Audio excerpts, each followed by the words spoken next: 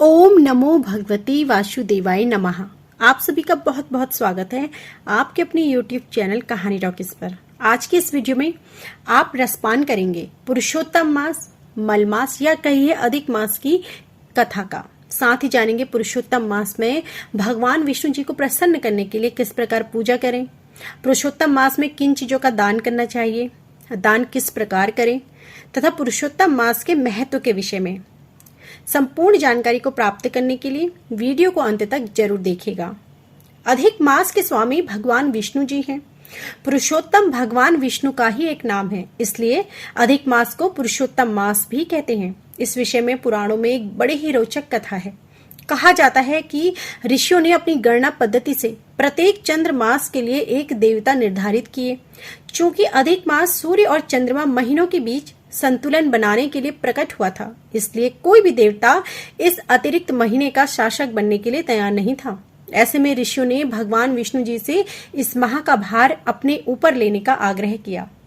भगवान विष्णु जी ने इस अनुरोध को स्वीकार कर लिया और इस प्रकार यह मलमास के साथ साथ पुरुषोत्तम मास भी बन गया।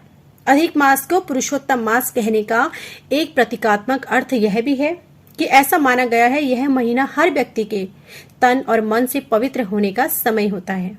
इस दौरान भक्त व्रत, उपवास, ध्यान, योग और भजन कीर्तन चिंतन में लगे रहते हैं और खुद को भगवान के प्रति समर्पित कर देते हैं। इस तरह यह समय एक सामान्य इंसान से बेहतर बनने का, अपने मन के मैल को धोने का, यही कारण है कि इसे पुरुषोत्तम मास का नाम दिया गया है। अधिक मास में भगवान जी की उपासना करने से बहुत लाभ प्राप्त होता है। इस महीने जो भी लोग विधि विधान से भगवान विष्णु जी की पूजा करते हैं, उनके जीवन से सारे दुख और कष्ट दूर हो जाते हैं। तो आइए आज रसपान कीजिए पुरुषोत्तम मास की कथा का। अधिक मास के लिए पुराणों में बड़ी ही सुंदर कथा सुनने को मिली है। यह कथा दैत्यराज हिरण्यकश्यप के वध से जुड़ी है। पुराणों के अनुसार दैत्यराज हिरण्यकश्यप ने एक बार ब्रह्मा जी को अपने कठोर तप से प्रसन्न कर लिया और उनसे अमरता का वरदान मांगा। चूंकि अमरता का वरदान देना निषिद्ध है, इसलिए ब्रह्मा जी ने उसे कोई भी अन्य वर मांगने को कहा। तब हिरण्यकश्यप ने वर मांगा कि उसे संसार का कोई भी नर, नारी, पशु, देवता या फिर असुर मार ना सके। वह वर्ष के 12 महीनों में मृत्यु को प्राप्त ना हो। वह मरे, ना दिन में मरे और ना रात में मरे। वह ना किसी अस्त्र से मरे और ना किसी शस्त्र से। उसे ना घर में मारा जा सके और ना ही घर से बाहर। इस वरदान के मिलते ही हिरण्यकश्यप स्वयं को अमर मानने लगा और उसने खुद को भगवान घोषित कर दिया।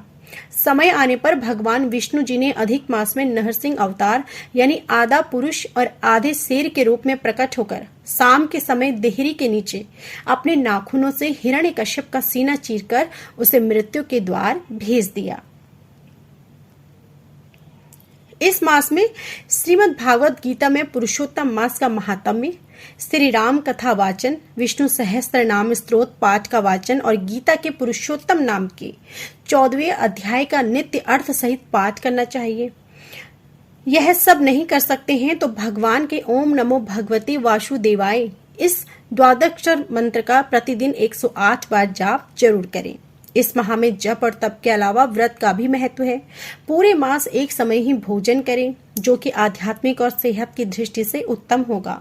भोजन में गेहूं, चावल, जौ, मूंग, तिल, बथुआ, मटर, चौलाई, ककड़ी, केला, आंवला, दूध, दही, घी, आम, हर्रे, जीरा, सौंठ, सेंधा नमक, इमली, सुपारी, कटहल, सहतूत, मेथी आदि खाने का विधान है। पुरुषोत्तम मास मलमास की पूजा विधि इस प्रकार है। अधिक मास के समय सुबह सूर्य निकलने से पहले स्नान करके शुद्ध हो जाएं। साफ वस्त्र धारण करके किसी पवित्र स्थान पर एक कलश को जल से भरकर रख दें। कलश की स्थापना करने के बाद इसके ऊपर एक पीला कपड़ा बिछाएं। भगवान श्री कृष्ण और राधा रानी की मूर्ति को पूजा स्थान पर जरूर रखें। भगवान पुरुषोत्तम की विधि विधान से पूजा करें। पूजा करते समय भगवान पुरुषोत्तम का ध्यान जरूर करें। पूजा के समय अखंड ज्योत जरूर जलाएं। इसके अलावा पूरे महीने विधि विधान से श्री शालिग्राम की मूर्ति की भी पूजा करें। अगर स्वयं करने में सक्षम ना हो तो किसी ब्राह्मण से कराएं। श्री शालिग्राम की मूर्ति की पूजा करने से हमारे सभी पापों के लिए माफी मिल जाती है। तुलसी के पत्तों पर चंदन से ओम या फिर श्री कृष्ण लिखकर भगवान श्री शालिग्राम को अर्पित करें। शाम के समय दीप दान करना चाहिए।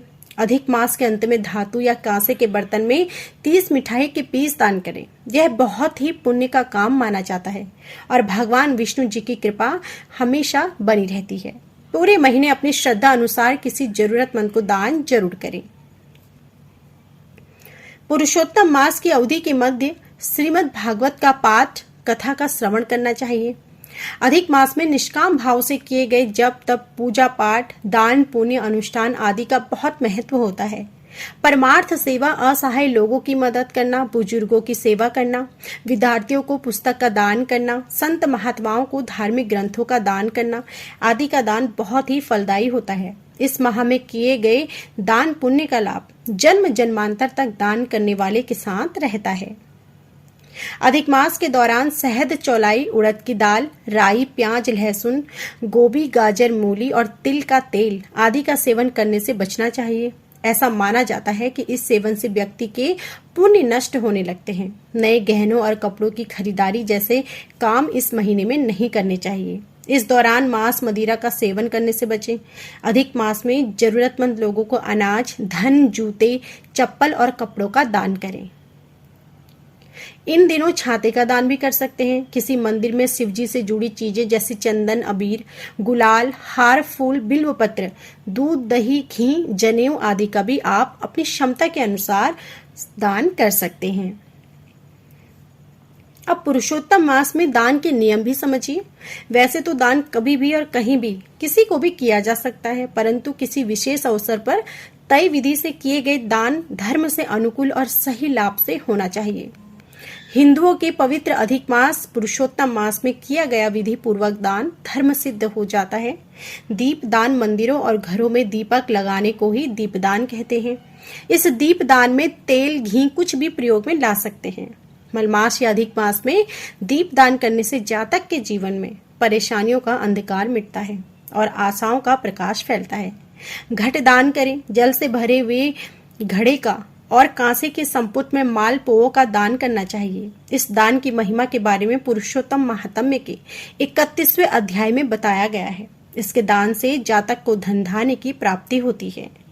विशेष रूप से याद रखें कि दान सदैव यथाशक्ति और सत्पात्र व्यक्ति को देना चाहिए, अर्थात सही व्यक्ति को दें। जितनी अपनी क्षमता हो उतना ही दान करें। दान जरूरतमंद लोगों को करना चाहिए। दान करते समय ध्यान रखें कि जितना हो सके यदि आप दान कर रहे हैं तो अपने हाथों से दान करें। इस महीने में किया गया दान 10 गुना फल की प्राप्ति होती है। तो यह थी हमारी आज की संपूर्ण वीडियो। उम्मीद है कि यह वीडियो आपको पसंद आई होगी। वीडियो पसंद आई हो तो प्लीज वीडियो को लाइक करना ना भूलिए। कमेंट बॉक्स में जय श्री कृष्ण जरूर लिखिएगा।